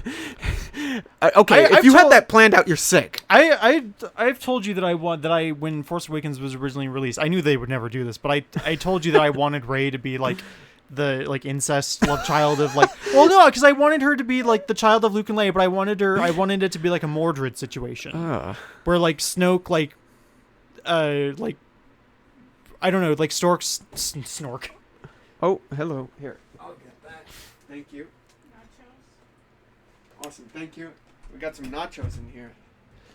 I just had sex. I'm about to eat nachos. It's the greatest moment of my life. Speaking of Star Wars, unless you're gonna ruin it with whatever you said. We talked a little bit about Star Wars being Star Wars, retaining the elements of Star Wars. If we had a cooking show in the Star Wars universe, with Harvey Korman, with say Whipstar, space, oh God, you mentioned that space Gordon Ramsay. I would love that. Is that still Star Wars? Yeah, I guess. I'm sure Disney will do something like that at some point. Glue some shit to Gordon Ramsay's forehead. It's like Star Trek, where like all the aliens are like they're just humans with shit glued on their forehead. Yeah, I'm fine with that. Yeah. What's HGTV, but in the Star Wars world? What the fuck is HGTV? It's like the homeowners network where they show off the houses and stuff. Yes. Okay. Yeah. I was like, what is that? Why do I know that from? Yeah. Hey, you want some of these nachos? I'm good. I had Popeyes before I came. So. Okay. Well, I'm gonna put them right here. Oh, you had the monkey lizards. As I was saying, there's an episode of Buck Rogers, which I don't know if you've ever seen that. Mm-hmm. Have you? I'm familiar with Buck Rogers. I've never seen it. That's fun. It used to be on Netflix. I'm sure it's not anymore, but it's probably on like Paramount Plus or something like that. Because I think it was produced through Paramount. I don't know, it's fun. But I remember specifically there's an episode where Gary Coleman is guest starring, and they make chili, but it's made with like reptile meat. And really? I think the Groks and I don't remember if that's like a normal thing that they do in Buck Rogers, because Earth is like kind of post-apocalyptic in that series, and if that they just eat lizard meat, I don't remember. But I think the Groks, if it is, then I think the Groks may be based off of that. Yeah, a little bit of 40K lore. I don't know, because I know Brian likes 40K. I don't know if you've ever really delved into it or not. I'm not too familiar. I've heard the term and the name from Brian, and yourself now. But all I know is that Gary Coleman should have been in Star Wars. I'm surprised they didn't get him. I'm surprised also. I mean, they keep on using Warwick Davis for like everything. Like he's in. Warwick Davis is just like your go-to guy if you want like an really, actor with like a short dwarfism. person? Yeah, well, was. I mean, he's obviously passed away now, and now we have Peter. Wait, what? Dinklage. Yeah. Warwick Davis passed away. Oh wait, no, sorry, no. I was thinking of Kenny Baker. Oh, okay. Kenny Baker has been dead for a couple years now. I was about to say because they announced Willow. Another God, Willow. Yeah, I forgot about that, which I'm kind of excited about. I never saw Willow. Well, it's not too terrible. It's decent. And it's from that charming period of like fantasy filmmaking where if you were going to use like dwarves or hobbits, you just cast little people. Like the Age of the Dark Crystal and stuff like that. Yeah, well, Labyrinth. I mean, even like it's part of the reason why I liked Witcher when it came out, even though it's not super faithful to the source material. Like when they had dwarves, they just cast little people. I love that. Like fuck this forced perspective shit. Just cast little people. Little people need jobs. Like there's only so many roles they can play. Just cast little people. That's wonderful. Is that what you would have preferred in Lord of the Rings? No, because so much of those characters is in the performance that the actors bring to it. Like I can't imagine Gimli not being John Rhys Davies or, Frodo not being Elijah Wood or Sam not being Sean Astin. Yeah, Sean Astin, which is so weird that he's in Goonies and Stranger Things, and he looks completely different in all three. It's really weird. He's my boy, man. Sean Astin is my man, dude. Oh, fuck. What was I gonna say? This reminds me. I don't know if you're familiar with Mahler at all. YouTuber Welsh does like he's actually cited Red Letter and Plinkett as an inspiration. Oh wow! Where he does like these, it's ridiculous. He does like hours long breakdowns of like he started with video games, quickly moved in like film and TV, and some of these videos are like they're at the very least 2 hours and sometimes like 5 hours long, sometimes 7 or 10. Wow! And some of those longer videos are part of like a multi-video series breaking down a single piece of media. But they were talking about because he also has a live stream show called Every Frame of Pause. And they were talking about, I don't remember how it came up, but they were talking about how some people will like sort of knee-jerk criticize CGI simply because it's CGI, and it's like CGI, and they were like saying CGI has gotten to the point now where like it's realistic enough where they're not bothered by it. I was like, I kind of understand that, but this was after I had seen Civil War, and I was noticing like, Robert Downey Jr., some of the animation on Robert Downey Jr.'s suit is not looking too great. Like I can tell very clearly, like it was when he had when he was confronting Cap at the up. Yeah, it's like his head's like ooh, I can tell that's composite. He's not really wearing that suit. And it's like, man, I remember his suit looking I remember his suit looking so much better in the original movies. Was it practical or was it how is the CGI so much better? And I looked it up. It was practical in those original movies, but then I guess because like he was saying of course superhero suits generally uncomfortable to wear when you're filming, but yeah, I guess it was super uncomfortable, so they moved to CGI. I wish they had stuck with practical. It's also a time element. Yeah, it takes a while to suit it up, but that practical suit looks so good and looks so much better. I agree. I always prefer practical in most cases. I mean, there are some cases where if the effects themselves can live up to the premise, such as Avatar. So I'm cool with it. I was actually going to say, because again, I was revisiting the series, Pirates of the Caribbean, where like the CGI for Davy Jones and the Ghost Pirates in the first movie, that all still stands up really well. It really does. Yeah. Part of it, I think, is mostly because those characters, when they appear, it's at night and it's oftentimes in the rain, so like you can kind of cover up some of the CGI. But even then, like it holds up really well, and there's no way you should have done like. You could have done. I actually would have be interested to have seen like a practical Davy Jones mask. Like that would have been really cool. But I know like it's probably more effective to do CGI. Yeah. But I was thinking like, would I rather have seen Thanos be practical or CGI? And I was thinking about it as like, I think I would have rather have seen him practical. And this is coming off of like the compositing characters in different shots or like making him seem bigger or smaller for Lord of the Rings. So like I kind of wish that instead of being a purple CGI muscle man, I kind of wish that they just covered Josh Brolin, turned him into a big muscle man, covered him in purple paint, and then shot him at from different perspectives. Yeah, to make him look like a giant purple muscle man. Because when I look at a giant purple muscle man in purple paint, I can tell that's a real muscle man in purple paint. Versus like a CGI muscle man where he's like, okay, that's not a real purple muscle man. Yeah, I think that would have been interesting to see, and that seems to be a technique that is very few and far between. Yeah, it's shot, but it's kind of sad. Yeah, well, they did something that I thought was actually pretty interesting in terms of the filmmaking of those films, where they had the because you know how a lot of times they'll have like a stand, like a golf club or something, yeah, and it'll hold up a face of a character. Yeah. But with those films, they actually made molds. Yeah, of his body, of the body. I've seen photos where it's like Chris Hemsworth after he's like hit him in the chest with Stormbreaker and like. Yeah, Josh Brolin's in this giant oversight. It's the same technology that they use for Iron Man's suit after a while. And I thought that was an interesting supplement, like kind of an in between of what you're talking about. It's clever and I like it. I still would have preferred it if it was at the very least if they had actually put him in makeup. I would have enjoyed that. Yeah, because it wouldn't look quite as fake. Because again, like part of the reason why I was thinking about this, like it's like ooh.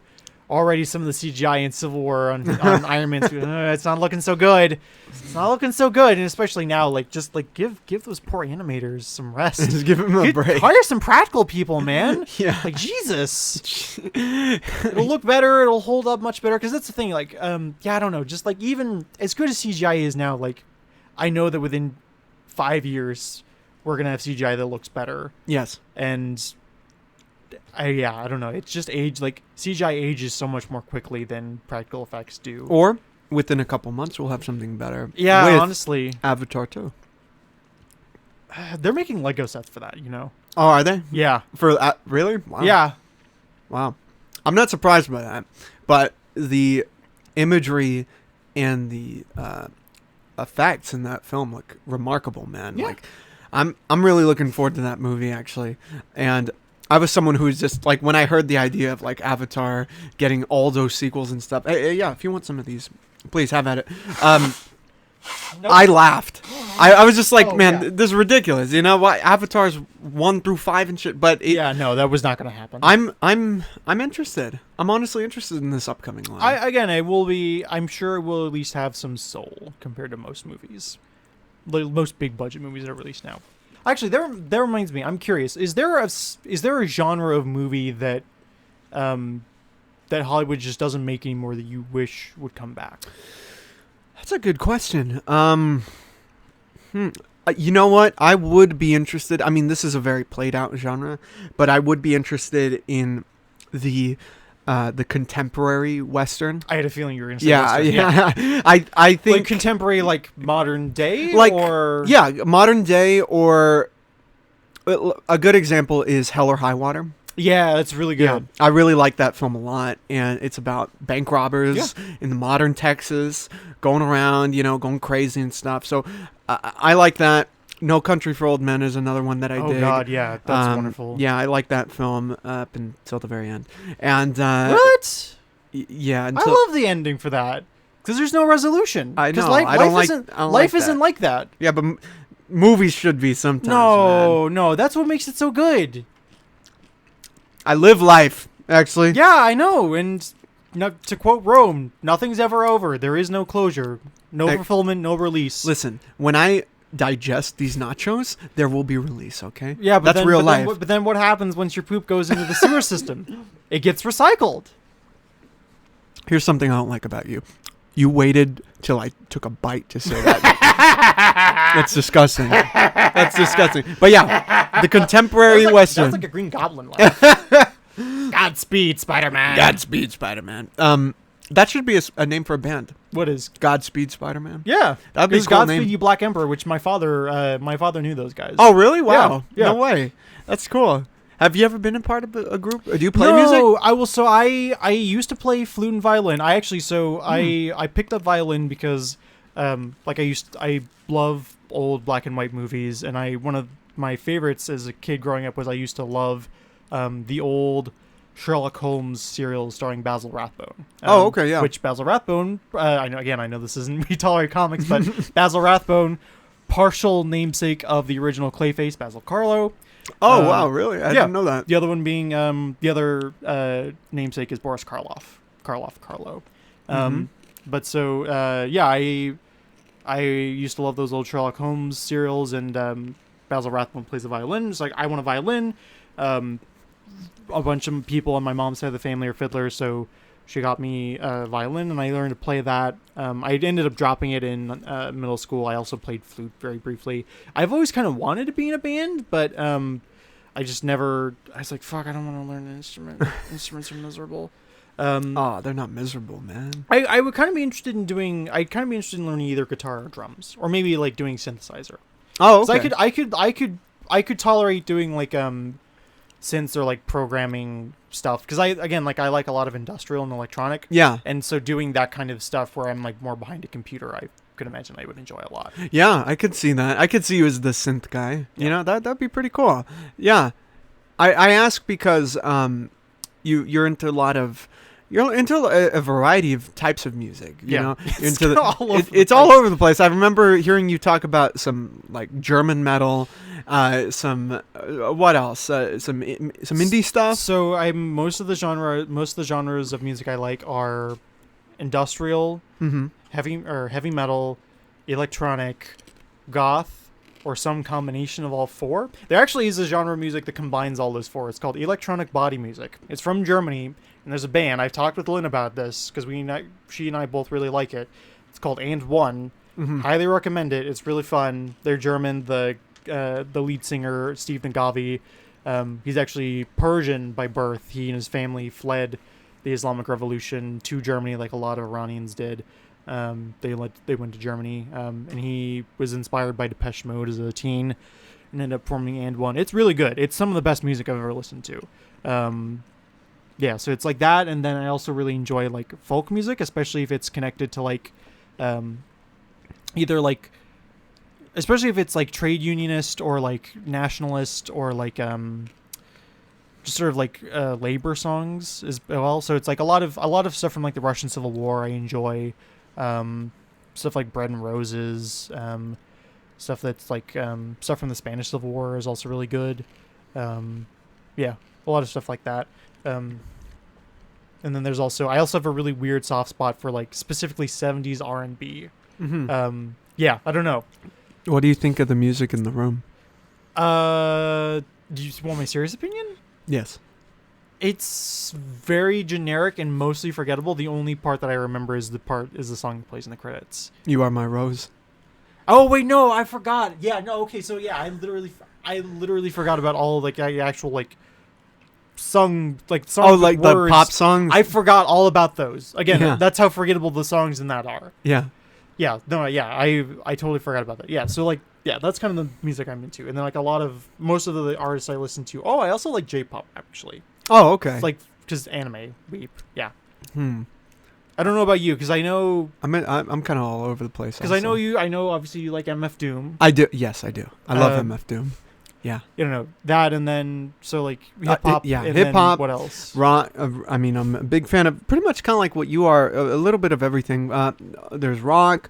There's a lot of indie stuff I've been interested in. A lot of Spanish stuff. A lot. I haven't gotten too much into the electric stuff. You know, like the synthy stuff and everything. But I'm not against it by any means. One group that I've been listening to a lot of lately is Chicano Batman. Yeah, I saw them perform once. Oh, really? Yeah, I was at the Hollywood Cemetery, and there was I don't remember what it was, a podcast that was doing like a live show. I don't remember. I always think it was this one podcast, and I remember no, it's not. I don't remember which one it was. But yeah, they were playing before the live show. That was cool. That's pretty cool, man. I always want to see Chicano Batman in person, because I just love that music and everything.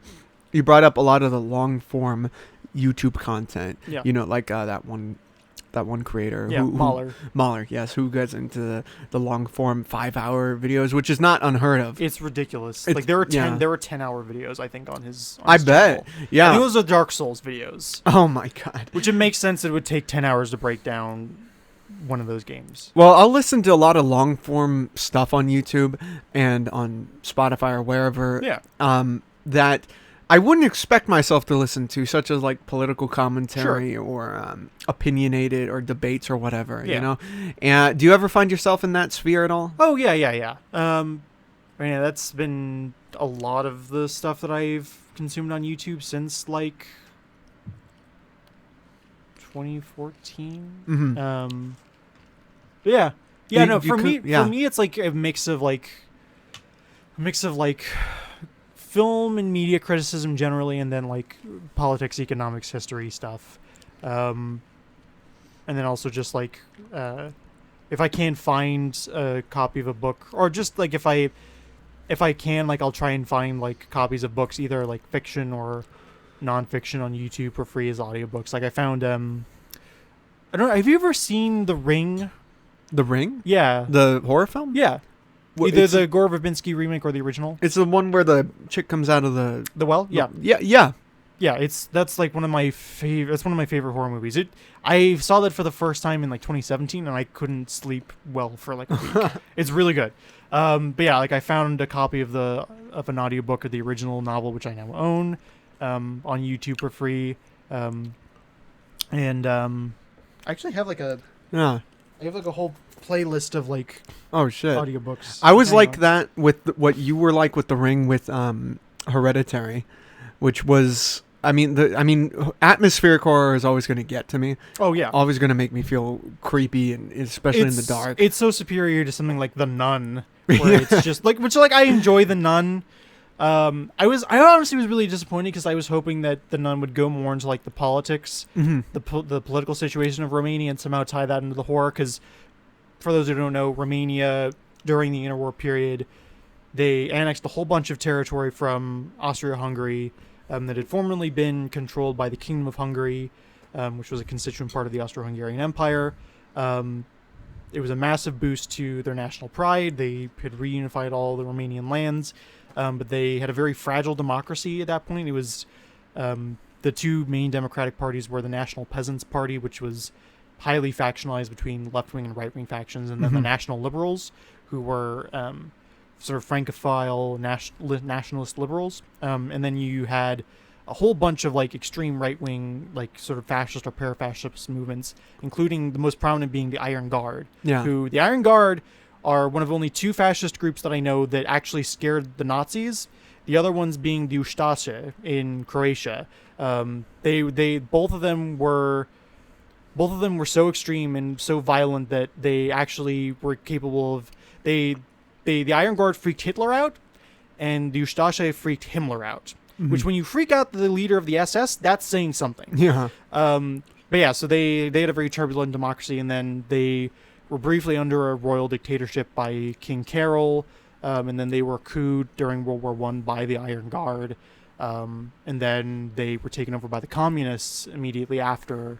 And so just, I don't know, like just the turbulent politics at that time, because I think it's like the movie takes place very early on in the Cold War, and I kind of would have appreciated more if they utilized the backdrop more. But that's because I'm a history nerd. Yeah, that's not something you really see in that genre of film.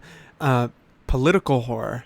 You see it in the one recent movie that I know of that kind of ties the political backdrop of the time well into the horror is it's on Netflix. It's really good. It's a Basque language film. I think it's The Blacksmith. The Blacksmith. Yeah, it takes place after the First Carlist War, which the Carlists are a group of Catholic traditionalist monarchists who support the claims of an alternate line of the House of Bourbon that I think married into the Habsburgs, who the Habsburgs were the emperors of Austria and Hungary. But so yeah, it was a war between the traditionalist Catholic Carlists and then the relatively more liberal and secularist and centralizing wing of the Bourbons, who ended up in control. And so that kind of ties into it, where like the villagers are very distrustful of this one agent of the crown who, is like a liberal minister who's been sent in to like survey. He's been sent in to like solve a crime, basically. Yeah. And it turns out, spoilers, that like the representative of the liberal government is actually like a Satan. Oh. Yeah. Oh. Oh my god. Okay, maybe there's a reason why they don't do much political art in film. But I mean, hey, you don't know about the history of Spain. The Bourbon, the quote unquote liberal faction of the Bourbons are pretty shitty. Oh god. And honestly, like as far as just like the spiritual life of the Spaniards and like the treatment, the way they treated their minorities, because one of the big things that the Carlists were devolving local autonomy, because there's the concept in Catholic thought called subsidiarity, which is basically like you should devolve as much power as reasonably possible to local authorities. Basically, like if it's possible to deal with a political issue at the local level, it should be dealt with at the local level. Mm-hmm. If it's possible to do it at the provincial level, but not at the local level, do it at the provincial level. And basically, like, different levels of government should only be responsible for what they reasonably could be responsible for. And if you can do it at a lower level, do it at a lower level. And that devolves, like, basically authority is devolved ultimately all the way down to the individual. Where, like, if there's something the individual could reasonably be responsible for, it should be done at the individual level. Yeah. But yeah, like the Carlists are really big about like devolving regional power, and so they devolved power to like the Basque and the Navarrese and the Catalans. Catalonia is weird because during the interwar period it was divided between. There's I think a good amount of Carlist support, but it was also the base of power for like the Spanish anarchist movement. Yeah, I don't know. Spanish politics is really weird. And then you get Franco, who just is like, Spanish minorities don't exist. We are all Catalans now. Oh, okay.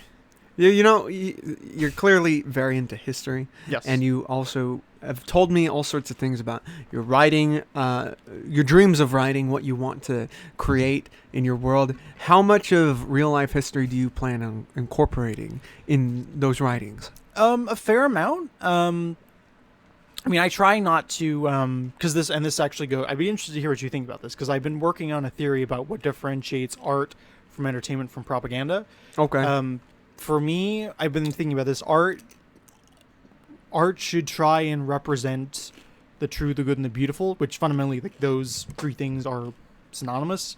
Something is good because it is true. Something is basically, yeah, like if something is good, it's because it is true and it is beautiful. If something is true, it is good and is beautiful. If something is good, it is because it is beautiful and true. Mm-hmm. So yeah, I try not to make things, and this is where it gets into my definition of propaganda. Propaganda it's not political art, because you can have art that deals with politics and still not be, and still have it represent the true, the good, and the beautiful. But what propaganda is it's politicized art. Mm-hmm. So it's art where aesthetic concerns are subordinated to the political concerns of either the author or the producer. Right. So that it is not about, it's about justifying power or a certain arrangement of power. Because politics is fundamentally about power. Of course. So that to me is like, that's what propaganda is. And then entertainment, and this is where I'm struggling too, because I feel like there should be a distinction between entertainment and art. And I guess the difference would be that, I don't know. Yeah, I'm still working out if there is a difference between the two, but I guess art between entertainment and art. Yeah, where like something that's purely entertainment would be about sheer spectacle, and it's not about. Well, I feel like the majority of entertainment deals with an element of artistry. Sure, well, but that's the thing, is there's a different. I'm drawing the difference between like, is something artfully made where there's like a skill in its making versus like what is the narrative content of it. Well, first example, I guess I'm thinking this more about like narrative stuff, because obviously with like a painting, right? Yeah, like obviously like. Well, I don't know. Well, with a painting, there's also a narrative. There's something it's trying to get across. Yeah. The example I thought of when you asked that, or when you brought it up, was the Suicide Squad, right? Yeah. Something that's entertainment, but also artfully done. Yes. That is very technical and has a purpose to it. Every shot, the story about it, it's very unconventional in terms of how it's told. Yeah. It's a very artful piece of entertainment. Yeah. And it, in my opinion, it excels at both. Yeah. At being both. For me, the distinction isn't as important. It's important, but it plays in. It's a factor in how entertainment and art work together and coexist in a project. Sure. Like what? It's good that they merge. Sure. But you can have it's going to happen art, either way. You could have something that's art that's not entertaining, and you could have something that is entertaining but is not art. Like The Room. Yeah, I guess that's what actually, so that is a good point there. So there should be distinction between the two. I don't know, that's something that's, like, the distinction between art and propaganda, that came easily to me, and the distinction between art and entertainment, like, that's something that I've been working on, trying to finesse more recently. Yeah. I'm still working on it. Propaganda is a whole other animal, because there could be, I mean, you could literally look at anything as propaganda, honestly, if there is a message tied to it, whether that be subtle or overt. Like, for me, an overt example would be, let's say a PSA, right? Sure. A PSA is an overt example of propaganda. It's something that's trying to tell you, like, shift your mind in something. It depends on what the content of what it is. Like, if it's I don't know. Like, if it's just like, if it's like something like stop, drop, and roll, right? Like, I don't know. I don't think that would qualify as propaganda. Because again, like, to me, propaganda is about justifying a certain power arrangement. So, like, something like, I don't know, Triumph of the Will. Triumph of the Will like, is propaganda. Or like, why am I forgetting? Because God, it's like one of the first instances of montage. For those who don't know, Triumph of the Will being the film by Leni Riefenstahl, about the Third Reich, yeah, that showed off Hitler. It was propaganda during World War II. Why am I forgetting? It's fuck, help me out here. What, it's one of the first instances of montage. It's a Soviet film. I don't remember. Battleship Potemkin. That's also propaganda. Right, yes. Both of those films, right, artfully made by competent directors, everyone on the production, like, very technically well made. Not art. Right. Or on our side, during that same time, our comic books or our films depicting the Japanese or the Germans. Pick up Hergé. Pick up a copy of Hergé. I mean, I love Hergé. I love Tintin. The Yellow Claw. Hitler goes meeting the Yellow Claw. Basically any Green Lantern story from the World War. Oh my God, yeah. Any Superman story from the World War. Captain America books also. Yeah, Captain America. Any book during a time of war. Mostly. I don't know if it happens as much during modern times. Like, I know there are books that have modernly dealt with those concepts, like the Ultimates during the Bush administration dealt with Afghanistan and our occupation and everything. I would say not that overt. I would say that the propaganda is just more subtle and therefore more insidious. In what? In modern times. Because it's disseminated a much more. It's because back then it was more of an innocent time, relatively speaking. I think it's not so much that it was more an innocent time. I think it's just that the techniques, like propagandists' techniques, have gotten better, and I think the way propaganda spreads has gotten, it's become more decentralized. It's evolved thanks to the technology we have. Yeah. And also, people have more of a voice now. Because of said technology, they will outcry, and because we had a time back during World War II, let's say, we had a time where we treated individuals in this country who looked Japanese as lesser than, and put them in internment camps, and we thought that was A-okay because they fucked with us in Pearl Harbor. And I feel like that kind of mentality of just thinking, hey, they fucked with us, we're gonna fuck back right with them, that led to depictions of Tojo and of every. I find those. I should say I do find those drawings of Tojo hilarious because they're so exaggerated. But yeah, like it's with hindsight, with the benefit of hindsight, sure. They're Well, funny. it's like with I don't know. It's like with it's like when you watch like a movie from like the. I don't know. It's like watching Song of the South and like cringing, and like someone's like, "Ooh, like this wouldn't fly today." It's like that. Well, sure, yeah, because you have the benefit of hindsight, because that is. Inherently wrong, but they weren't thinking that. They were just thinking this is what those people are. It's why we had the Mandarin, the ancient one. I should say I am disappointed what they did with the Mandarin, because I grew up with the Mandarin from the Iron Man cartoon, and there's a way I'm honestly not quite so convinced that like what they did with the Mandarin. It's like, oh, we're changing him because of like. Yellow Peril, because I never got that from the Mandarin. I'm honestly I think the reason why they changed it is to appeal to China, because in the comics he is explicitly an enemy of the PRC. Well, the Mandarin is maybe one of the most offensive racial stereotypes. Really, more than Fu Manchu? I mean, Have you seen some of the old artwork of the Mandarin? Have. Also, he's with not the buck teeth. I mean, wait, what? I haven't seen this then. I've seen stuff with Fu Manchu, but the stuff that I've seen with the Mandarin was always fairly tasteful, and he looked more like less like a Chinese stereotype and more like an evil elf. Well, I think he got pointed ears. I think that's part of why Asian people might be offended, because of the depiction there. He didn't look Chinese to me. He just looked like a dark elf. Also, that's wrong. That's fucked up. I mean, if you're trying, I don't know. Yeah, I just never got Chinese stereotype from everything that I've seen of it. Well, the reason, okay, I would implore you to look up the old school illustrations of the Mandarin, along with the ancient one, because I feel like he's right up there. I mean, he's in what you're looking at right now. He's in that big robe shit. He looks like Ming from what's that from what's it called? Ming Flash the Gordon. Yeah, Ming the Merciless and shit. I like what they did with this. The movie. To me is not anywhere near as offensive as Fu Manchu. Here, can I see your phone for a second? Yeah, this to me is not anywhere near as offensive as Fu Manchu. I'm going to show you the image that I was thinking of. Yeah, because the way you're describing it, it is like something like Hergé would draw. I've seen it. Let me classic DuckDuckGo. I just saw that. This is not good radio, but anyway, I like what they did with the Mandarin in Shang-Chi. Did you ever see that? No, it was one of the things where it's like, I don't care. I thought it was really, because they call him Wen Wu. Yeah, I know. In the Mandarin. I thought it was really good. And Tony Leung plays him.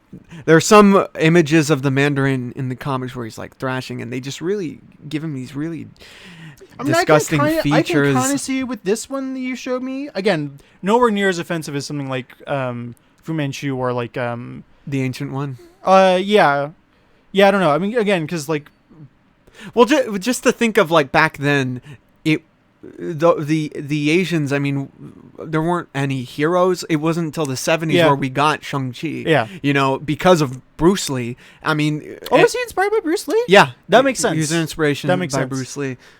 Yeah.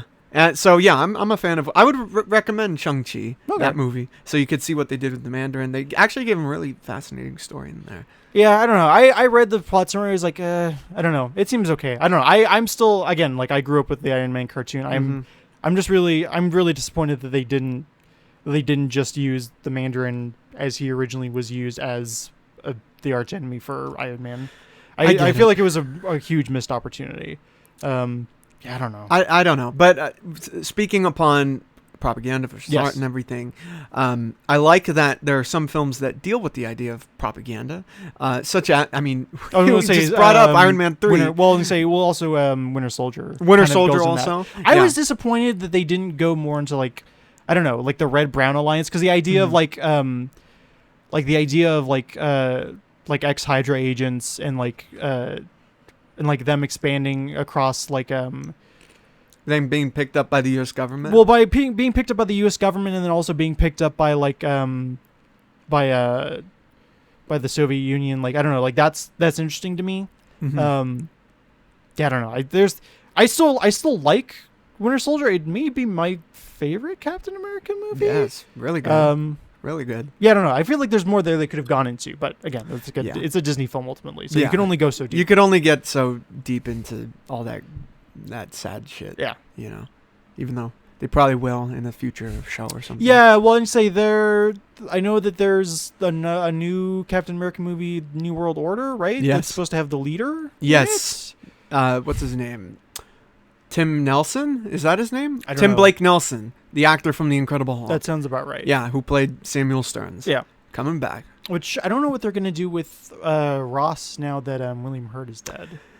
I mean, there are all sorts of rumors that Harrison Ford is going to come in to play I wouldn't mind Ross. that. Yeah. He's certainly crotchety enough to do him. Yeah, but will he play a variant, or are they just going to recast him? I would be surprised if they didn't just recast him. Okay. Because they're doing Thunderbolts. I know, but they're not doing that with Black Panther. Yeah, well, but that's the thing, is it's the difference between I can't remember who played Black Panther. I can't remember. Chadwick Boseman. Yeah, Chadwick Boseman. He's pretty iconic as Black Panther. Right. And to recast him, he's not as integral as Thunderbolt Ross. Yeah, I don't know. I feel like his star power factors into the decision not to recast him. Yeah, I get it. It's just going to be a little awkward to see for me. Oh, yeah. It's going to be, if they get Harrison Ford as General Thunderbolt Ross. I'd enjoy it. I'm sure he'd do great, but it would be bizarre to look at. Yeah. Because William Hurt has showed up in plenty of stuff. We know who that they'll is. Fuck with the multiverse and explain it somehow. Well, that's what I'm saying. It should be a variant. Well, I'm just saying that they'll like fuck with the timeline, and he'll a different sperm will get to the egg, and he'll just look different. And everyone's like, all right, cool. Yeah, that's fine. Oh man, you know what? I think that's the right line to end this podcast on. Okay. The multiverse will be fucked with, and a different sperm cell will reach the egg. It'll look like Harrison Ford. And it will look like Harrison Ford. Everyone will be like, what the hell? It's Han Solo. I'll do the movie, but I'm not cutting my fucking hair. The hair's really long. You look like a bum. I'm not growing a mustache. You probably wouldn't grow a mustache. He's so crotchety. I've seen some edits of him with mustache. It's weird. Yeah. He can pull it off, though. Yeah, he can. I like Harrison Ford. I like how crotchety he is. We're doing Indy 5. I'm not confident about it. I'm looking forward to it. Listen. After the 4th, really? Well, it's not the same people behind it. No, but, like, that makes me even more worried. No, it don't make me worried, because I like James Mangold as a director. I think they know... I think they know the reception of 4 at this point, which is why Spielberg is probably not directing this one. And I think Harrison Ford is more passionate about this one, and I think he wants to end it right. Sure. I've heard that there are rumors that this might be his last acting gig. That's not surprising to me. I mean, he's getting old, and he keeps fucking breaking his bones in plane crashes. So yeah, I don't know how that works with what's it called, Thunderbolts, if he's in there. But yeah, I'm looking forward to it. When I went to see John Williams in concert, he played a track from Indiana Jones. the upcoming Indiana Jones film. The theme of a specific character, of a new character, and it sounded really cool, really classic. John Williams is the one, so I'm looking forward to it. Yeah. Here's hoping, right? Yeah, I don't. Yeah, again, like I just don't have any confidence. He's gonna be fighting giant killer ants in it. It's gonna be awesome. I don't know.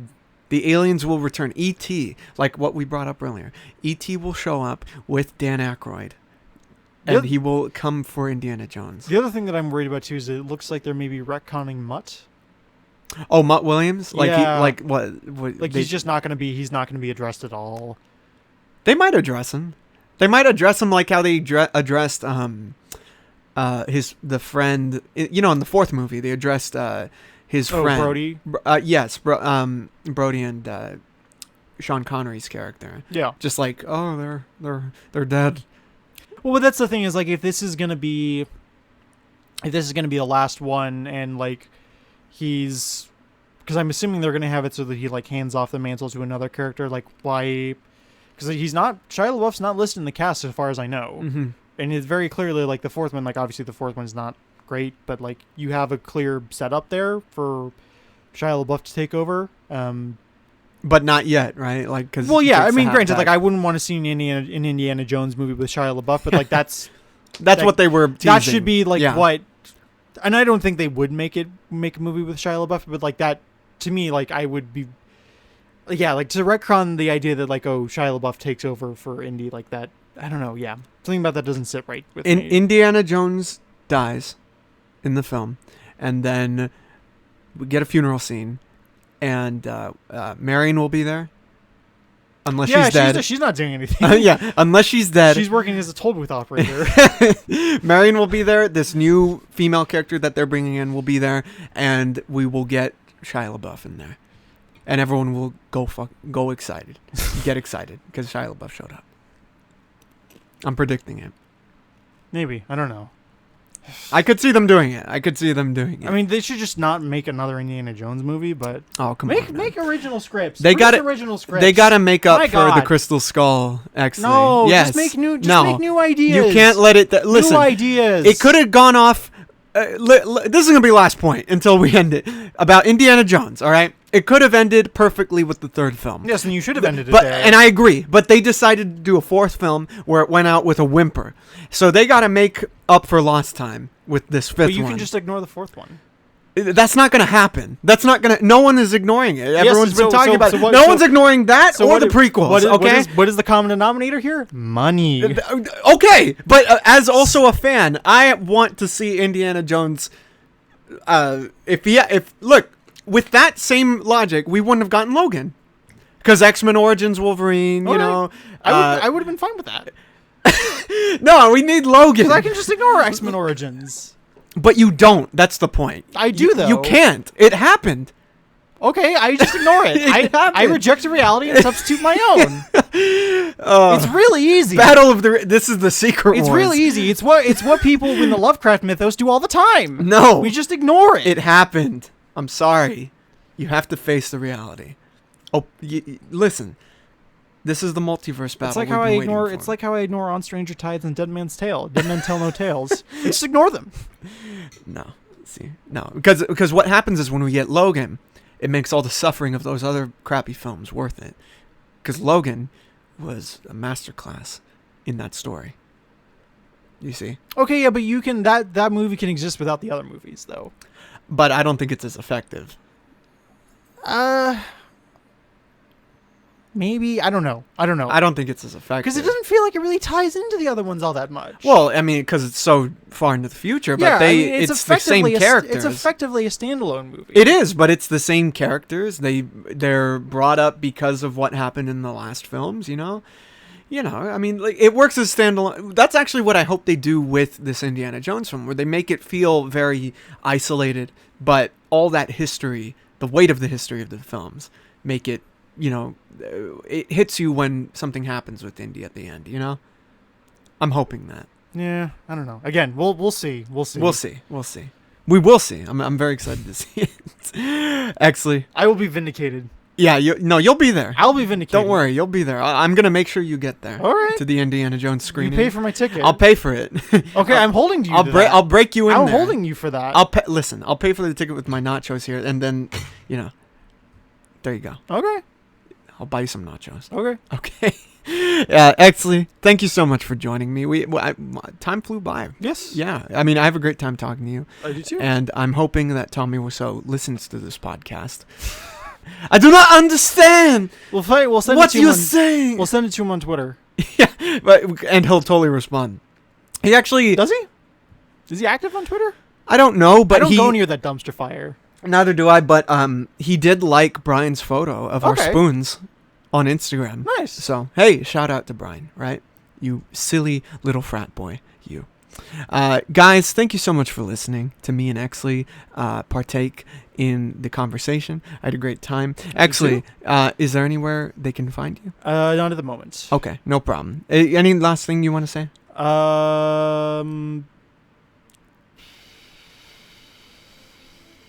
No. Okay. Not at the moment. All right, no problem. Exley, no comment. Thank you so much for joining me. Thank you. I had a great time. And thanks so much for listening, guys. I'm tired. I'm going to eat more nachos. Have a good one. Stay safe. And goodbye. Bye-bye.